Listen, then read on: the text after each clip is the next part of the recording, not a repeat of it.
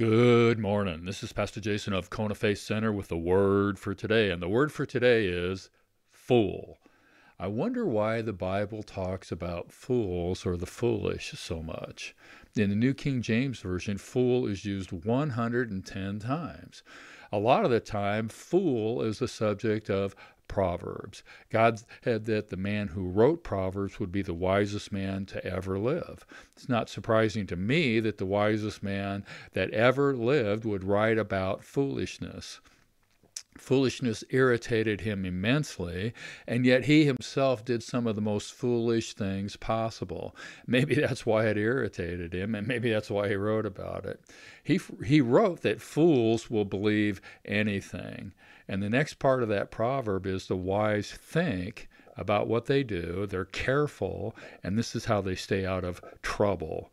There's a current debate in our society about critical thinking skills. Simplistically, critical thinking is the ability to read or hear something, arrange what you read or hear in an order that makes sense to you, draw a reasonable conclusion about what you read or heard, and then develop a response, a reasonable response based on your conclusion.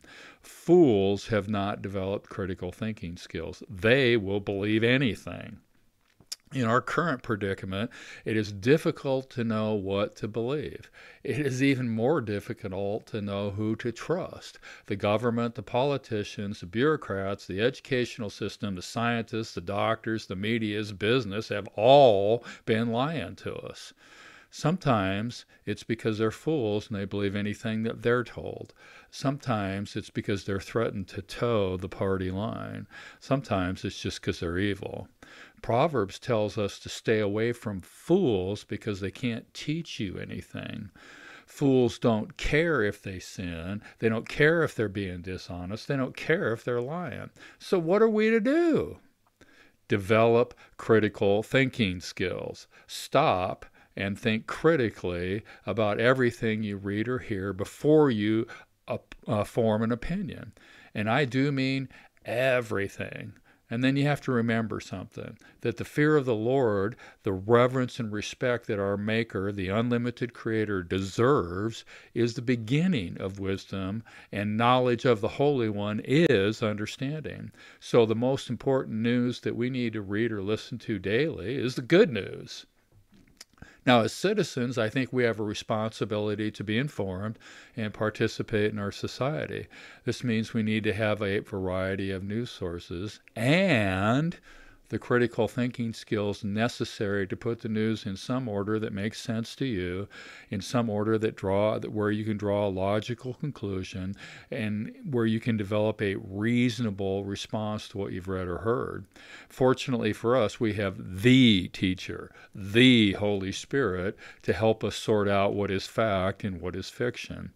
But be clear, this takes time and effort. And remember that in every idea or every concept or every debate or argument, an assumption has to be made. If you start off with the wrong assumption, even if you have impeccable logic, you still end up with a wrong conclusion. So the one constant, the one thing that does not change in our lives is truth. The Word is truth.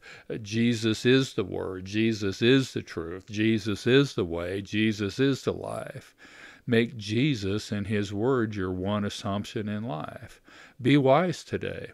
Live wisely, and even a fool will recognize it. The word for today is fool.